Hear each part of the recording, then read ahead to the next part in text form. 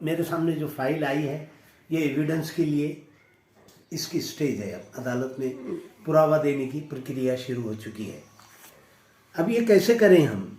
अब ये मैं खुद ऐसा बहुत बड़ा वकील नहीं हूँ, लेकिन ये वकीलों के लिए बहुत अच्छी चीज़ है समझने के लिए, जो आज एंट्री कर रहे हैं। आपने दावा दाखिल किए, उसके साथ में दस्तावेज देना बहुत ज़रूरी है। जो भी आपने क्लेम किए हैं, जो भी दाद मांगे हैं, उसके सबूत में आपको दस्तावेज़ात देना होंगे। जहाँ ओरिजिनल देना ज़रूरी है, ओरिजिनल देना होंगे। ख़रीदी है या हिबा है इस्लामी कानून के तहत, या हक छोड़े है तो रजिस्टर्ड होना चाहिए, या और भी कोई प्रकार है, वाटनी है, रजिस्टर्ड हो तो बेहतर है। हिंदू लॉ के तहत, हिंदू लॉ के तहत रजिस्ट्रेशन भी ज़रूरी नहीं है, लेकिन कहीं कहीं कंडीशंस ऐसे हो जाते हैं कि वो वाटनी रजिस्टर्ड होना ज़रूरी हो जाती। ऐसी सूरत में ओरिजिनल्स ज़रूरी हैं। और अगर वो ओरिजिनल्स आप खो चुके हैं, कहीं मिल नहीं रहे, तो आप कोर्ट से दुय्यम पुरावा देने की परवानगी का अर्जी देकर मंजूर करा सकते हैं। और अगर वो तहसील के, रेवेन्यू के डॉक्यूमेंट्स हैं, ग्राम पंचायत के हैं, नगर पालिका के हैं, कोई और कार्यालय के हैं, तो उनको सर्टिफाइड कहते हैं, प्रमाणित। वो प्रमाणित आपको लाना ज़रूरी है। वो पब्लिक डॉक्यूमेंट्स होते हैं, वो वहाँ ओरिजिनल होना ज़रूरी नहीं है। ये सब चीज़ें आपने दावे के साथ देना बहुत ज़रूरी है। बहुत से लोग नहीं देते, हम छुपाएंगे, बाद में देंगे। कभी कभी बहुत पेचीदगी आ जाती है। ये जहन बना हुआ है कि अभी क्यों दें, हम अभी पर्दे में रखेंगे, ऐन वक्त पे लाएंगे दस्तावेज। किसी भी समय, किसी भी वक्त आप अचानक दस्तावेज लाएंगे, एग्जिबिट नहीं, तो मुश्किल हो सकती है। उसको दावे में पढ़ा जा सकता है या नहीं भी पढ़ा जा सकता है, अगर स्ट्रॉन्ग अपोजिशन आ जाए तो। बहुत, क्योंकि सिविल प्रोसीजर कोड के अंदर बाकायदा प्रोविज़न है कि जिस भी, चाहे वादी हो चाहे प्रतिवादी हो, अपनी प्लीडिंग के साथ, अपने दावे, अपने जवाब, अपनी कैफियत के साथ जिन भी दस्तावेज़ों पर वो आधार ले रहा है, जिन दस्तावेज़ों का, उनको दावे के साथ, क्लेंट के साथ लिस्ट लगाकर, यादी लगाकर दाखिल करे। और अगर वो दाखिल नहीं कर सका और दूसरी मर्तबा दाखिल कर रहा है, तो उसको कारण देने होंगे कि मैं ये कारण की वजह से पहले ये दे नहीं सका। कोर्ट उसको कंसीडर करेगा, मंजूर करेगा या फिर नामंजूर करेगा। मंजूर उस सूरत में होगा कि उसका उल्लेख भी नहीं किया और अचानक नई चीज़ लेकर आ रहे हैं जिसका संबंध, जिसका उल्लेख दावे में नहीं। दावे में उल्लेख नहीं होने से जवाब देने वाले ने भी उसमें उसका उल्लेख नहीं किया।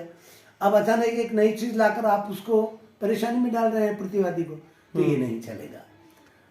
अब कुछ चीज़ें जो ऐसी हैं जिनके जेरोक्स दिए थे, ओरिजिनल मांगने के लिए हमने वक्त लिए थे, दावे के अंदर ही लिख दिया जाता है कि the plaintiff craves leave to file more documents in due course of the proceeding. दावा चलते हुए और भी कुछ दस्तावेज मुनासिब जगह पर, प्रॉपर स्टेज पर वादी को दाखिल करने की परवानगी मिले, तो आप सर तपासनी के साथ भी उसको दाखिल कर सकते हैं। कुछ दस्तावेज़ों को जिनकी जेरोक्स रिकॉर्ड पर है, उनके ओरिजिनल ला सकते हैं। अब विटनेस बॉक्स के अंदर विटनेस गया है, पुरावा देने वाला, साक्ष्य देने वाला साक्षीदार अदालत के कटघरे में खड़ा हो गया। अब एविडेंस शुरू होना है, तो सबसे पहली प्रक्रिया ये होगी कि सर तपासनी तो दाखिल कर चुके उसकी तरफ से पुरावे की, पुरावा ही दाखिल कर चुके, यूं कहना होगा सीधी जुबान में। तो पहले उस पार्टी का वकील खड़ा रहकर उससे कहे कि तुमने दावे के साथ में सर तपासनी एफिडेविट, शपथ पत्र के साथ में ये दस्तावेज दाखिल किए थे। अगर वो दस्तावेज ओरिजिनल हैं तो उनको बताएं, पूछें ये दाखिल किए थे आपने, इसमें का मज़कूर, इस पर के दस्तखतें, सिक्के, सील, सया वगैरह वगैरह वगैरह, ये सब बराबर हैं, आपने देखे हुए हैं।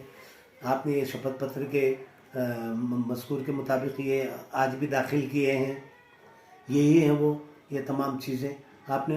अगर बहुत सारी अदालतें रोक भी लगाती हैं, ज़रूरी भी रहता है, थोड़ा सा एक्सप्लेनेशन भी दे सकते हैं, प्रतिवादी ने ये दाखिल किए हैं, जवाब वगैरह इसके मज़कूर आपने पढ़े हैं, उन्होंने दाखिल किए हुए दस्तवे पढ़े हैं, वो कैसे हैं।